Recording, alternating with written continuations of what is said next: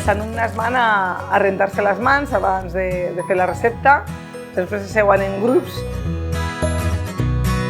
Primer, les professores han tallat les pomes.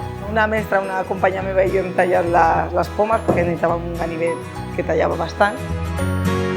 Ells estan molt acostumats a treballar en grups de treball, avui de fet han fet, no eren les taules que se seuen normalment, i després hem repartit els trossos de poma, els nens punxen els talls de poma amb els pinços de fusta. Després escalfen la xocolata al microones i mullen la poma a la fondilla de xocolata.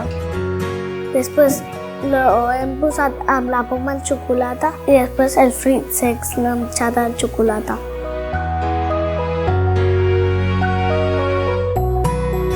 I després ja matxacant els fruits secs, que hem utilitzat nous, ametlles i cacauets, i finalment posant els fruits secs amb la xocolata i la poma.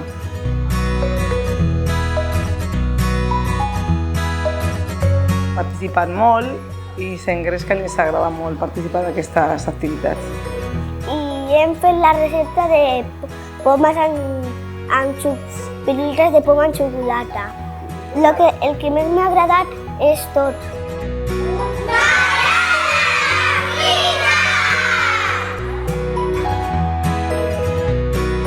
Ens agrada la poma, ens agrada molt menjar fruita. Cada dimecres que fem fruita som bastant participatius i barrejar-la una mica amb xocolata perquè és una mica divertit, les piruletes. Van tenir molt d'èxit també.